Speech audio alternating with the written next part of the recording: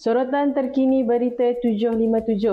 Menteri Pertanian dan Keterjaminan Makanan Datuk Seri Muhammad Sabuu mewakili Malaysia ke upacara pengebumian bekas pemimpin tertinggi Iran Ayatollah Ali Khamenei di Tehran pada Jumaat.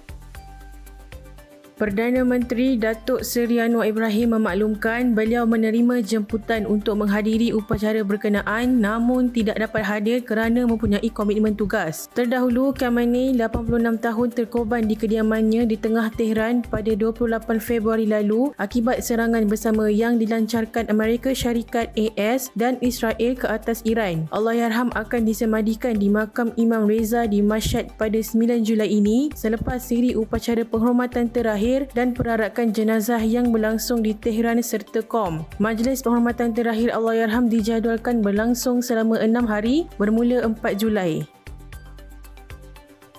Sementara itu, Timbalan Perdana Menteri Datuk Seri Dr. Ahmad Zahid Hamidi menyatakan sokongannya agar Pengerang dijadikan sebuah daerah baharu seperti yang dicadangkan Datuk Seri Azalina Othman Said.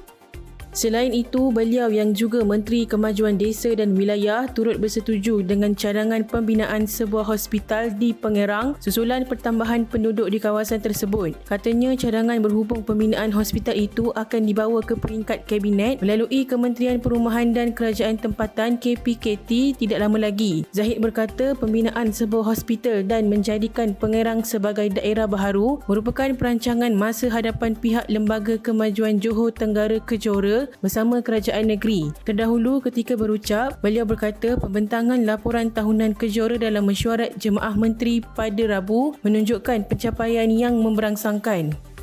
Dalam perkembangan luar negara, 8 Sami Buddha terkorban manakala 13 lagi cedera parah selepas sebuah truk pikap merempuh kumpulan Sami yang sedang menjalankan perarakan ziarah berjalan kaki di wilayah Mukdahan Timur Laut Thailand pada Khamis.